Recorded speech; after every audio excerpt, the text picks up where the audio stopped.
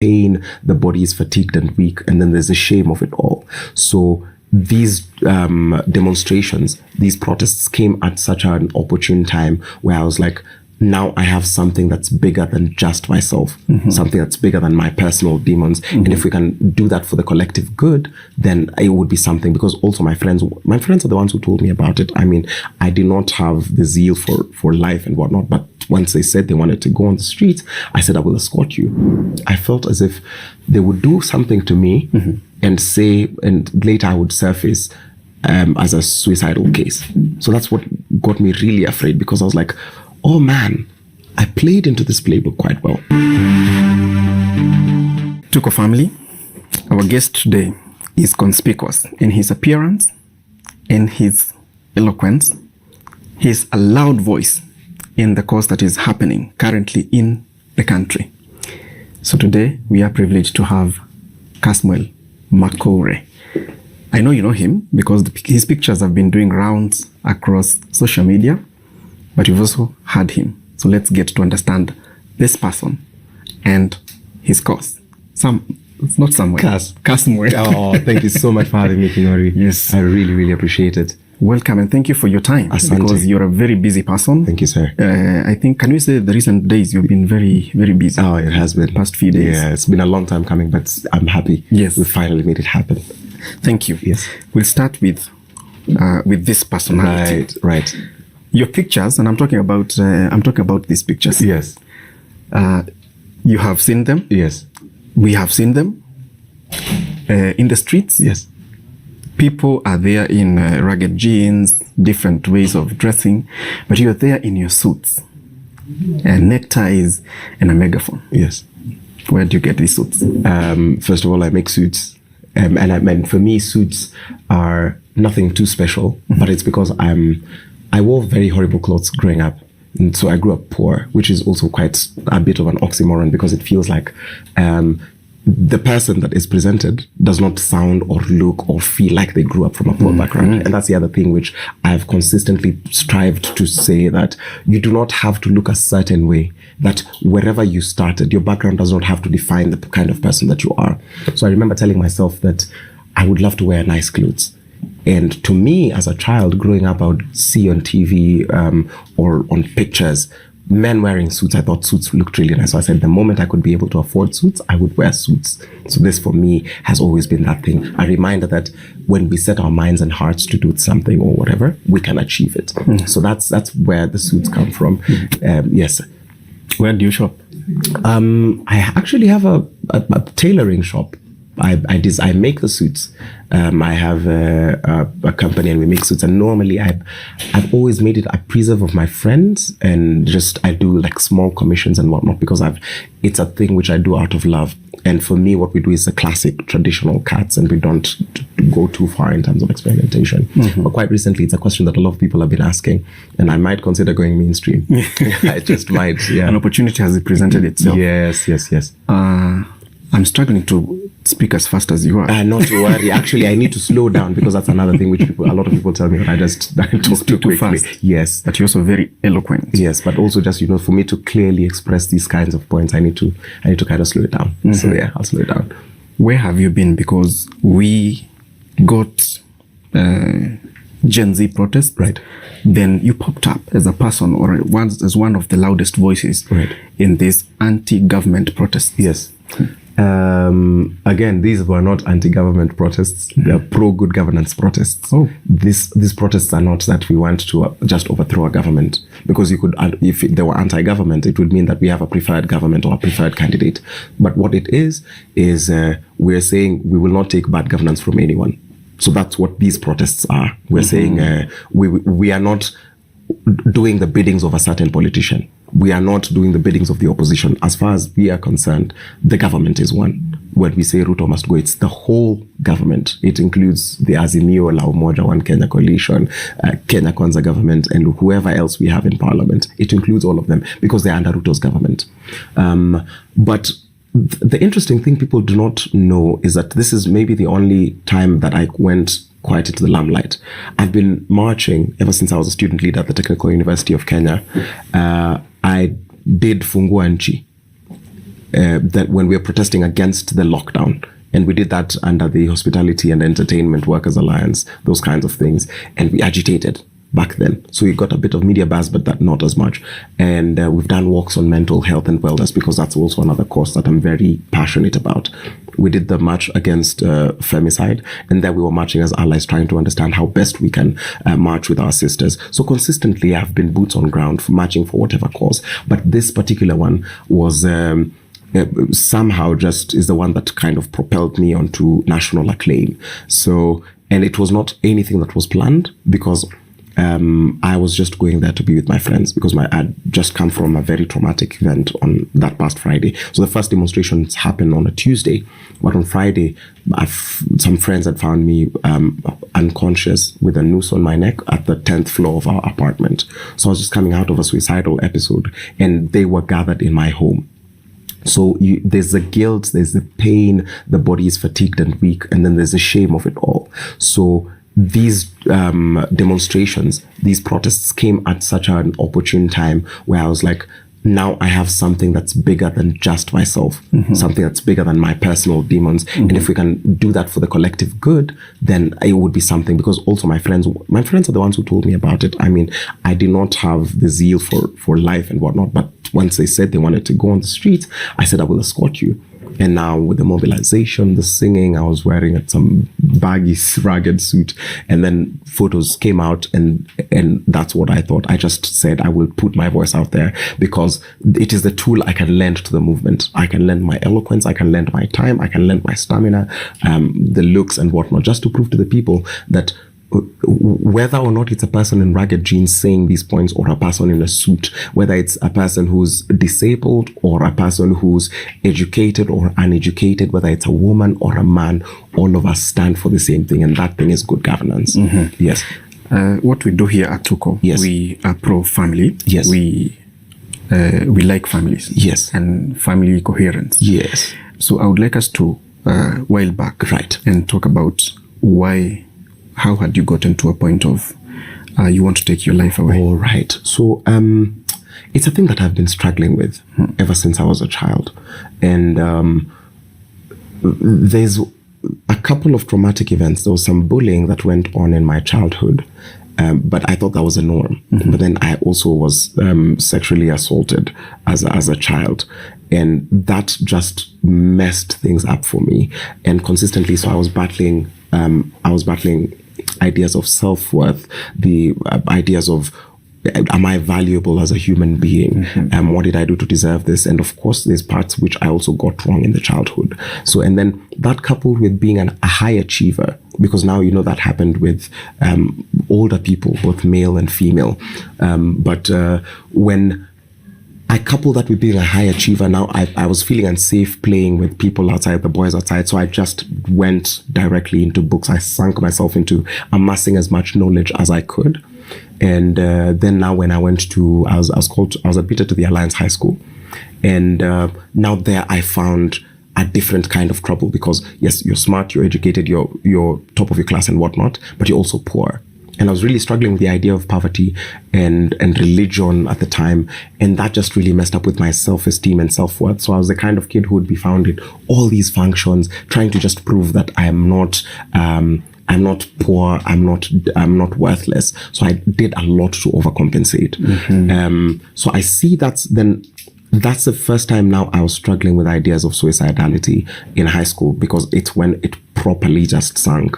And that's why I would say the atrocities that happened to me in my childhood caught up with me, because a lot of it also was perpetuated into high school, and there was some bullying in there as well. And it was just a bit of a warped system that I couldn't also speak up against, because I thought, just keep quiet so that you look cool and you fit in. So that's the first time it appears. And I remember one time I just walked out of a night prep exam. We were doing a theory exam, I remember.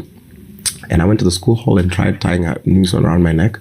And I jumped off the steps, because where the curtains are, they were a bit high in the school hall. And the rope broke.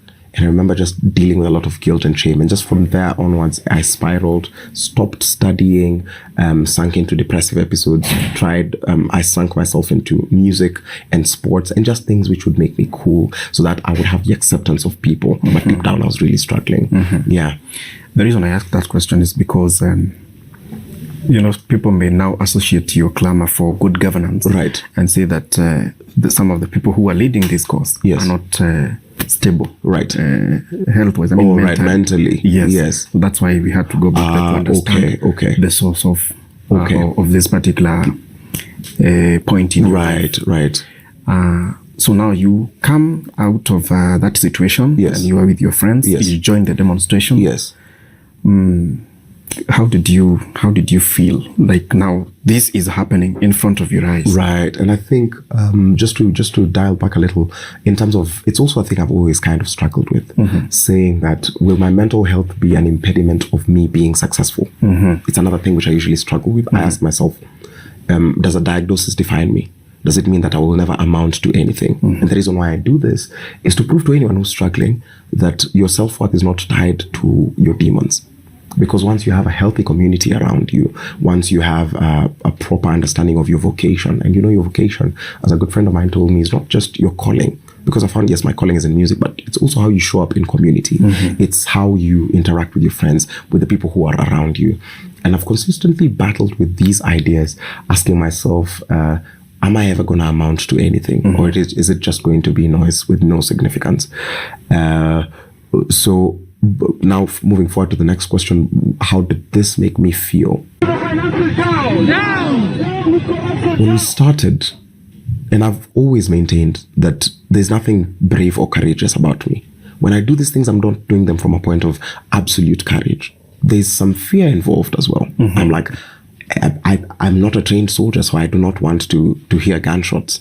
They are very frightening. I do not want anyone to throw tear gas my way because it's very uncomfortable. There's a time it was lobbed, and I remember I was with 3 ladies, and we all sat down and we felt, someone was like, I cannot breathe. And I'm like, I know it feels like we're going to die, but we will not. It's just that this is a very unfamiliar thing. And you don't know if you want to puke or breathe in, breathe out, cry, or just let it all out. It is a very confusing thing to the body. So it was very scary. At first, I really wish it would have stopped there, where it was just tear gas. That's all we had to see. But then now you see people get shot. You see people lose lives. You see people maimed forever. There are people who fought in this liberation who are never going to walk. There are people who are going to be permanently disfigured. There are people who are never going to talk the same, eat the same. People who just walked out of their homes and went to exercise their civic duty, and they're never going to make it back home because we've either lost them or they're hospitalized. These are some of the things that pain me, and some of the things that make me say that because my voice is the best tool I have, I will employ it to the best of my ability, because I do not know. I'm no more special than Rex. I'm no more special than Shuja Kennedy. The baby, the 12-year-old who took 8 bullets. In Rongai. I am no more special than any of these people. And in honoring them, if I am in the best shape right now, if I can speak eloquently about whatever is going on, if I can show up and give even one person a ray of hope, that is exactly what I'm willing to do. Yes. People are talking about Gen Zs. Yes. Are you a Gen Z yourself? I am. I am. I'm 26. I turned 27 in October. So I'm just at the beginning of Gen Z. Yes. One of the oldest Gen Zs. There's a lot of confusion around this Gen Z thing. Yeah. It seems like you're the people who have made people now realize that they're generations. Right. Can you give us a characteristics of Gen Z? Of yourself. Right. You and your colleagues. Right. Because I am not in that bracket. So apart from the fact that it spans from around 97 to into the the noughties of the 2000s, we are people who've lived just in the age of information. We've experienced a lot of these apps coming into fruition. Digital natives. Yes, we are digital natives, as you've aptly put it, where we've seen all these things coming up, and we're not like Generation Alpha, which has found them. We saw Instagram come up. We saw WhatsApp when it was still the time when you couldn't post somebody for their birthday. You had to change your profile picture and your about statement and say, happy birthday, sweetheart, or whatever. Those kinds of things. We are also born into the age of curiosity. Because there are people who fought for certain rights. We've got, a majority of us got the basic needs. And so we've gotten to the point where we are no longer fighting in silence, but as educated people who are highly teachable, we're asking ourselves, what is this system that did not work for my mother? What is this system that did not work for my elder brother? Why would they lie to me that it's going to work for me? We're part of the generation that's questioning, and we are highly malleable, we're highly teachable, and we're very curious in this regards, because you'll realize it's not only a political awakening, but in the sciences of gender dynamics. We're the ones who are questioning and asking, why should women be treated as lesser beings? Why should we have all these kinds of talks trying to make it look like they are subhuman? What are the rights of children? Children should not be treated as subhuman, but as equals. Why should one person or 10 people own majority of the property? Why should an elite 5% own more than 95% of the people combined? So we are in the age of interrogation. And that's the thing about us. We're also very fearless, and we will get in front of a camera and say exactly what it is that we think. And we're very collaborative. You're open to learning and open to action. That's what I would say, I think, is the thing I love the most about our generation. We are also not afraid of making mistakes. We make mistakes, we take our L's, and we move on. Yeah. Digital penetration was a huge disruptor in the world. Yes. And now we have seen this disruption move to the political sphere, to governance. Right. Before you moved to governance and looking at politics from your perspective, are there other spheres that the Gen Zs may have disrupted? Absolutely. I think, and this is where I would say it is very important for us not to interrogate this blindly, because by the time it's getting to a Gen Z revolution, there's something very pivotal that happened. The march against ending femicide. It was also leaderless. It was also fearless. It was tribeless, and they welcomed everyone, and it was peaceful. And before then, you see that the nature of demonstrations and protests changing with the younger population adopting more peaceful means that involved a heavy online mobilization, so that we bring the attention of everybody who cares to listen. But in terms of consciousness, before we got to the political one, Kenya has for a long time been in the loop of understanding masculinity and femininity. We have challenged a lot of those ideals. There's that dangerous stereotype that the woman belongs in the kitchen barefooted. Our generation has challenged that. The notion of tribalism. By the time we are getting born, our parents have also intermarried and intermingled, and we've moved. You find a Kikuyu living in Eldoret, or in Kisumu, a Maasai living where it's not as tribally polarized as it used to be. So we have also entered different fields of education. We've run away from the Dale careers, the typical doctor, architect, lawyer, engineer stereotype, and people are going into animation, sound engineering, film, game design, machine learning, AI.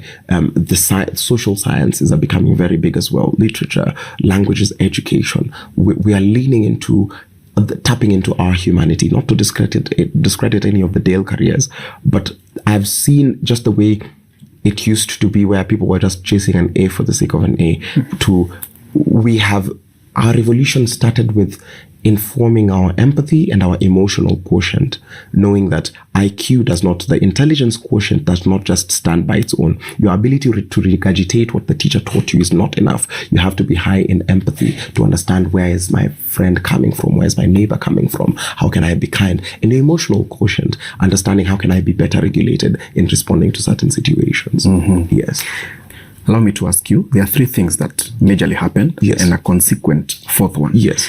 There was I was there in the city for that day. Yes. So many people across every street. Then there was the breach in parliament. Yes. After that, there was the dropping of the finance bill. Yes. And recently, there was the Twitter space or X space. Right. From the president. Right. When you look at these events, yes.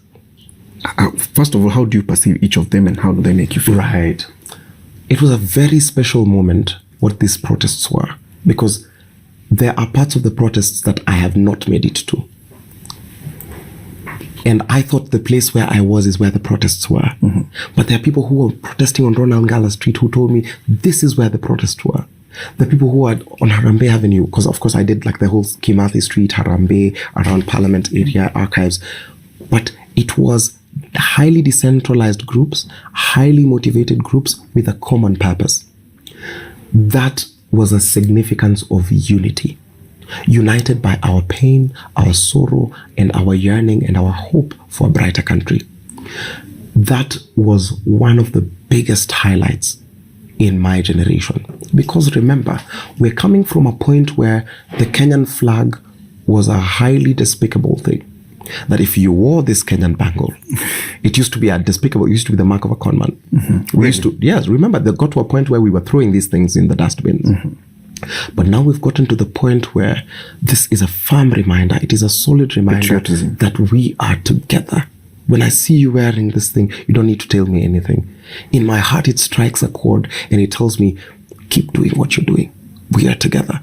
It has turned into a symbol of unity. The thing which presidents past have tried to say that we are working on unity. Our main agenda is unity. We have achieved through the collective struggle.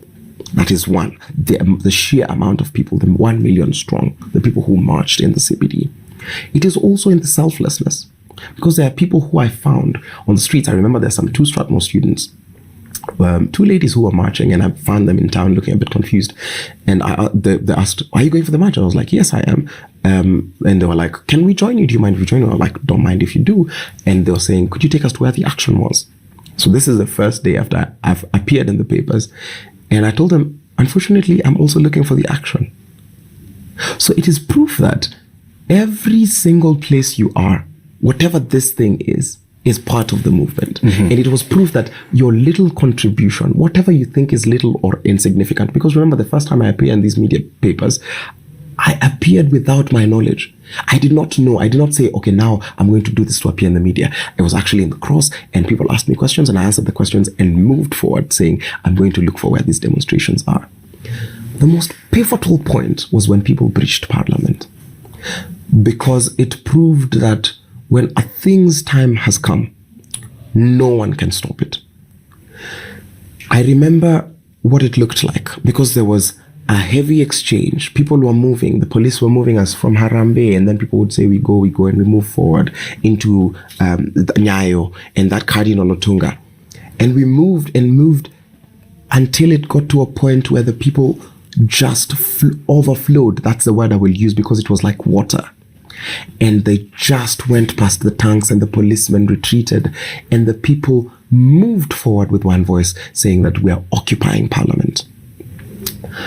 People might argue and say these are protected areas and whatnot, and that that breach, you might have whatever stance you might have about that breach, but that breach proved that we, the people of Kenya, are the sovereign power in this country. You might have the guns, you might have the money, you might buy all the brains you can, but a people united cannot be defeated. The voice of the people is the voice of God. You might stay there with your guns and they shot comrades down, which is very painful, pains me to date. But that was the highlight. It showed that when the time of an idea has come, you cannot corrupt your way out of it. You cannot shoot your way out of it. You cannot barricade your way out of it. It was the most important part, the occupation of Parliament. Because remember, occupation of State House could have happened because earlier, people went and danced and got to Gate A. When people that night, people thought that that was a joke. It's just that the young people of Kenya were not interested. We are not interested in causing anarchy in our country. Really? We are not interested. That is what you've been accused of. We are not interested in burning down this country because we love it. We want to work in it. That's why we're refusing being sent abroad to work as domestic workers. We're refusing to be given passports to sell us out as slaves. If you're going to give us passports, give us the same opportunities you're giving the children of the political elite. That's around the occupation of Parliament. So are you worried that had that not happened, then the finance bill would not have been dropped? It would not have been dropped. Because remember, when do people occupy Parliament? It is after how many peaceful demonstrations? 2 nationwide peaceful demonstrations. But still the political class, they started by calling us digital wankers. They called us cool kids. They're always trying to find a way to divide and conquer. But then they realized that even if you take Kaskazini and you give Kaskazini money today, that will do nothing to the movement. If you pay whoever you think is a leading voice, you would look like and they say, this could be the leader. Immediately rejected. They put them down and they say, we are moving forward as a cause. Without us agitating and advancing, the president would not have backed down, because you see even his government running around saying that we disagree with the president, but we respect his decision. We still would have voted yes. It's that hubris, that audacity of the political class that we were fighting against and telling them that your time is now over. We've not seen those cars that used to overlap driving on the wrong side in long motorcades. We haven't seen those anymore. You hear now they're taking refuge in hotels, and it is that discomfort that we're inviting them to sit in, because that's how it feels like to be unemployed. That's how it feels like, because people say that they were shooting rowdy people. Explain the child who was shot in their home, the child who had just come from Mercy, who had just come from school and received a bullet in her mother's house. Explain Shudra Kennedy, a 12-year-old boy who we now have to look at as a point of reference for bad governance. Tell me what he was doing. Explain to me the autistic boy who was shot down, who was just going to look for his siblings. So you cannot say that they were shooting people who are not peaceful. And then the authority has the audacity to tell us that protesters, goons, took a gun from a police officer and started shooting at random. It is that kind of audacity, that kind of shamelessness in the political class that we seek to because if you understand the kind of spite people have for the police force, and especially the rogue police force, you will understand that if a person took a gun and started shooting aimlessly, they would not shoot at citizens. They would shoot at the policemen, because it is the policemen who have taken lives, and some of them are still walking scot-free. But they are somehow able to find people who breached parliament, and some bodies are now surfacing in water bodies. People are being abducted and getting lost without a trace, but they cannot arrest killer cops. IPOA refuses to give us these kinds of reports. So the breach of parliament was a proof that a people united can never be defeated, and two, that when the youth, kuna siku moja mayouth wataungana, na waliungana hiyo siku. Yes. So after it was dropped by the president, yes, then why continue with the cost? We continued because the finance bill was the agenda item. People think that this movement was just about a finance bill. Remember, that finance bill was just there to raise an additional about 360 billion. Sorry. It was not that. The finance bill was not going to finance the whole budget, because the appropriations bill was also going on at the same time. And Senate, the conflict of interest bill that allows parliamentarians to investigate themselves, take away that mandate from maybe EACC from the documents that we've read online, unless they changed them. The whole being able to trade with the government as a civil servant, as the ability of you to close and quash an investigation after 90 days if not found guilty. Those kinds of things, those kinds of sinister motives and moves from the political class are part of what we're calling bad governance. That's why we're saying these are not anti-government protests. These are pro-good governance protests. And so after that bill was rejected, they thought that that's all we were interested in. But we were saying, we are looking into this microscopically, having an analytic and scientific mind, dissecting all the areas, saying we will deal with graft, we will audit this public debt, and do all those kinds of things. And also what the president did was unconstitutional, because he cannot claim that after the second reading, past committee nights, just waiting for presidential assent, that he wants to send it back to Bunge and say that that Bunge now has to repeal it. It has to follow due process. And that's actually what we are saying, that if you want to do anything, you must do it constitutionally in this country. That's why this is a fight for constitutionalism. The Constitution and justice is our shield and our defender. Kasmuel, yes, there was a constant thing. Yes, during this time, hashtags. Yes, reject finance bill. There was where is Billy? Yes, where is Osama? Right, and there was also where is Kaskazini? Right, where is Kasmuel? Right. You went missing, didn't you? I did.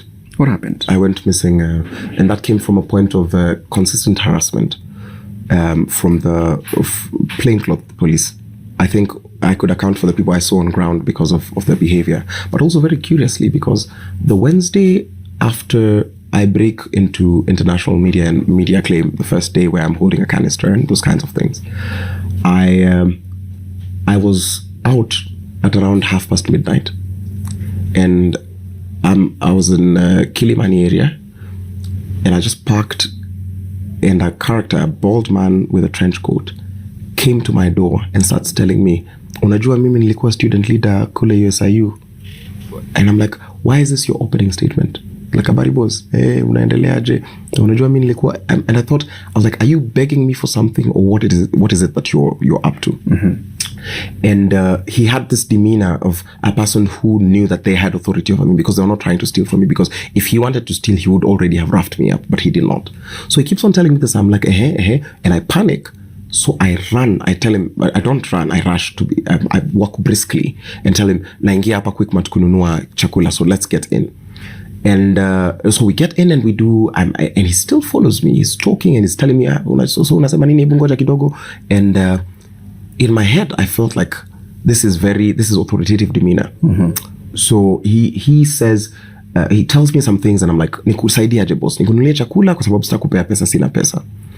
And then I rushed to where people were, and 3 armed police officers come into the place, and they leave with the man, not escorting the man, but they leave together. It seemed as if he was in uniform. Yes, now the 3 men were in uniform.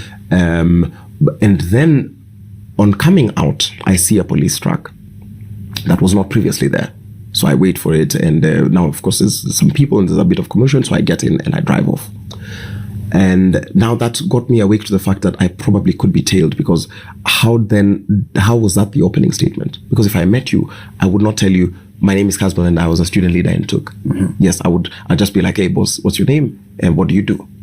So after that, when I got into the streets on Thursday, I was being harassed consistently by plainclothes officers. And then the next Tuesday, when people breach Parliament, it becomes even more serious. And at the time, we did activations in town, and there are people who consistently, and I remember even seeing people who had stones and they were trying to infiltrate whatever it is that we're doing and trying to lob stones. And consistently there's the armed and uniformed police men, women, and then there's also the plainclothes. Lucky for me, I was assisted by a crowd, because consistently in the work that we were doing, we knew each other. We formed friendships, and we were like, we saw you yesterday and this and that, and people helped me. And there's even videos of people saying, hakuna kitu atakufanyia hapa, just address the nation, wako sawa, hawezi kufanyia kitu ukiwa hapa, tuko na wewe. And so I managed, even when I got out of town, on a boda, and I asked some of the people, please follow me with bikes so that nothing happens. And so we go, and I get to All Saints Cathedral. We do a little bit of activation out there, and we talk to the crowd because it had been barricaded. We told them, don't lose hope. Did our thing and addressed the crowds, 1, 2, 1, 2, and got in there, and there was a medical facility that was free. And so it was organizing the coordination of, because Jamia was overwhelmed, because remember now, people have breached Parliament. It's now getting heavier. There are more casualties, and Jamia was out of capacity. But All Saints, the team at All Saints had capacity. So I got into All Saints and asked the team at Jamia to bring some of the casualties there. And while that was happening, got a bit chaotic. And now also there are people who gave me a tip and told me, these are plane cops and they're coming this direction. So I rushed out and told my friend, please come with me so that you can take my car in case of anything and act as a decoy. So I got into the car, left the cathedral and drove off. I wanted to go and hide someplace at my mentor's house. I cannot disclose it because still it's one of the viable places I can be. And I was on the fork just after Prestige. There's a fork that goes into Kibra, and then there's one that goes into Gong Road. A Probox with 4 armed men was tailing us aggressively. And so instead of going on Gong Road, because we were at the lights and we were like this, and so I just bought a bit of time. And then in terms of distraction, went this way, and we were like, oh yeah, now we follow this. This is what we're going to do. Please take the car from here. I wanted to drop him because I also didn't want to expose him as much. So I told him, I'd want you to take the car so that you leave me at a certain place where I'll come and ask my mentor to come and get me. Because I have one place, as things have been, consistently now I started getting random calls from private numbers telling we're watching you, those kinds of things. And people threaten me, and then also just the collective public saying you have to be safe. So I have strategic places where like I could go here, friends who I will not disclose. So in one of those places, that's where I wanted to go, to one of my mentors' place, and I wanted him to drop me at a significantly far place, so that even if anyone was tailing me, they would not know where I was going, because I don't want that place to ever be blown. So I told him, leave me around some place in a Karen, and then take the car somewhere. Then as I'm waiting, so he takes the car and he takes off. As I'm waiting, I'm trying to, make phone calls, because remember, I'm told that I'm being tracked. So I'm trying to make WhatsApp calls, and those kinds of things. There's a car that also was very aggressively tailing us. And so some men just appeared, and I was taken. So I was taken Tuesday. And I think the disconnect for people is for how long? It was just Tuesday night, and people made a lot of noise, and I'm very grateful to the Kenyan people, because at that point they were not. It had not gotten to the point where these things were violent. It was mostly psychological torture, and the kind of questions these people were asking is, what is your involvement? Who's paying you? Who's sending you to do these kinds of things? Those kinds of things. But also, part of the things that I was very afraid of is because I had shared my struggles, my mental health struggles, saying that I was suicidal. I felt as if they would do something to me and say, and later I would surface as a suicidal case. So that's what got me really afraid, because I was like, oh man, I played into this playbook quite well. But Wednesday happens, and there's a lot of furor and uproar online. And these people, and I keep on saying that they let me escape, and I say escape in quotes, because I don't think they were going to maybe let me escape if it were not for the aggressive surge. And I also do not know whether these people were cops or not, because that's the other thing. In this period, it's been very difficult to identify who's police force and who's not. And so on Wednesday, after this whole thing... Before Wednesday, where did they take you? That part I cannot account for, because I was blind. I'm blind Tuesday into the night. But I surfaced in Langata area, Kibra area, or Tiende sides. And I'm in a car, and they tell me, tutakutana na wewe. Yeah, tutakutana na wewe. So they dropped you around Langata? Yes. So that's where, and then I call my mentor, and I tell him, please come and pick me. And I also text my father and tell him, Dad, I'm not sure I'm safe, because this feels as if I had just escaped this thing by a whisker. It feels, because even the text that I sent was, I have escaped to the LSK, I have escaped, I'm safe. Because part of me felt like I've outsmarted these people. They're like, oh, takutana nini, and that running away. And so I call a mentor of mine, to the mentor to whose house I was supposed to go to. And he tells me he's on his way. And so he comes and tells me, take out your SIM card, whatnot, those kinds of things. Also, these prompts, that USSD prompts, the *29#, those stars, the things for tracking that were going around there, like, because there was fishy activity on my phone as well. And so I do all those kinds of things, and we do them around that area. Tells me, take it off because of the cell towers. We didn't want also just the tracking thing. So I get into the car, and then I will leave. At the time, I could not ascertain my safety, because these are people who, after someone tells you that they're going to see you again, it probably means that they're pretty confident that they could find you. And now that's where my safety concerns come. So I decided not to tell the world that I was okay on Wednesday. At least not during the day, because we had to ascertain. And so I'm blind. I was kept in a private room, and all was just be safe. So I got a change of clothes, and the suit I was wearing the day before is still in my mentor's house. So that's another thing which I've seen people ask. So why did he not show up in the same clothes? And because I was in a private room on Wednesday, and Wednesday during the day into Thursday. So my mentor tells me, okay, it's fine. You could, I think it's safe now, because now the president makes his speech and those kinds of things, and it sounds as if it's cooled down significantly. And so I think I tweet in the middle of the night that I'm okay and those kinds of things. And people do not believe it. And especially when you show up the following day in the... Not even just before then, people are just like, oh, yeah, people do not believe that, is it you? Send us video proof and those kinds of things. And I have some tweeting at like 3 a.m. and those kinds of things, so I couldn't record a video. So the next day, I show up home in sweats. I never wear sweatpants. I show up in sweats and a t-shirt and a hoodie and a cape. So I call this pal of mine. I tell him, bring the car to such and such a place. I told him to bring the car at Legend, Karen. Bring the car at Legend. I will ask to be dropped at Legend. And I tell my friends, hey, listen, just in case anything happened, that there was a tracker in the car, that in the period where I had not seen my car, that it had been compromised. Again, because I've learned this time to have very high trust issues, because part of the people who even bullied my younger siblings were my very close friends during this whole period. So I get home and I tell my neighbors, hey, listen, I'm coming back home from Karen. In case of anything, have your cameras on. Tell my friends, hey, listen, it's me. You're going to see me in the flesh. I'm coming. And what got me so mad is when I got my phone, I saw that children had been killed. I couldn't take it. And people are saying, do not march to State House. I'm like, how can you say this online? I said, I'm going into the ground. If we are marching, we are marching. If we realize that it's too volatile and we will retreat, but it has to be down on the ground. So I get into the house, change up real quickly, wear into a gray suit, a fresh suit. I'm always have like a supply of fresh suits. Get into the streets.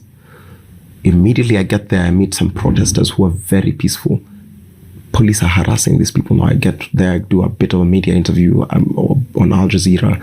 And so my logic has always been, hide in front of the media, because there's a bit of decorum. But now we've seen that they're lobbying. They don't care about anyone. And the police, curiously enough, the police that were deployed on town that day were not from Nairobi, because I remember I was doing an address at Nation Media, and there was something about me. They pointed my direction and they lobbed a tear gas canister to the media house directly where we were having that interview. Nation Media on that day had a broken window. I even have like an audio recording where I was talking to a friend and the soldiers told me, hide in this closet. These people watakumaliza if you stay in the streets. And so they were like, we kaa tu hapa, tutakuletea maji kama ni chakula, kaa tu hadi ishe, alafu utatoka baadaye. So that now, it becomes, I didn't understand what the uproar for that was, because in my head I was like, because even my family was very mad. They were like, what do you mean you've just come back and you want to go back to the streets? I was like, if there is a way you can convince people who are boots on ground, you don't do it remotely. You don't do it like these old guards do, who are trying to give us directions and they don't show up in the streets. They tell us, do this, occupy this, do it this way, and they don't show up on the streets. I said, as a person who's been on the streets, the only way to talk to fellow comrades is by going to the streets and saying, hey, comrades, what do you think? So you are dispelling the facts that those people who are saying that you faked your abduction. Yeah, absolutely. And then, by the time, because I decided not to talk about it, how I process things is I go into a period of silence. To the point where, because part of my coping mechanism is humor, and until I can joke about it, I try not to address it. But I got to the point where, because also you find that there are also people who did this opportunistically. Part of the people that we feel have decamped did this opportunistically. Now it's casting shadows and aspersions, but it is a thing where it's almost as if you're supposed to be in real danger consistently. And so for me, it got to the point where I realized at this point I have to take care of my safety, and I'll do it the best way I know how, while also contributing to the movement. Because I said I will dispense as much knowledge and as much information about this movement, about the things that we are doing at a personal capacity, until the message reaches home. I can speak for the person who's in Dandora or Kawangware or in any slum or in any establishment, university or home, who cannot make it in front of the cameras. Hopefully that I can communicate the ideas that we talk about clearly enough for them to be heard as well. Yeah, so not even as a position as that I'm the leader. No, I'm just, my eloquence is my contribution to the movement. Yes. I think currently, yes, most people, even those who are, we can say they were not very active politically. Right. They are politically woke. Yes. Let's talk about the president's space. Yes. Yes. How did you feel about it? How would you describe it? Did it fulfill your desires? I will say authoritatively that it did not. And I boycotted that space intentionally, because the idea was, And if you boycotted, how would you know it not fulfill? because we have seen this president on camera over the years, and there's nothing that he would have said in the space that he could not do constitutionally without coming on the space. And the space was a knee-jerk reaction. And as Kenyans, as young Kenyans, we had decided to boycott the space. And we were supposed to organize a parallel space. So much to our chagrin and disbelief, when the person who was supposed to organize a parallel space is the one that hosted the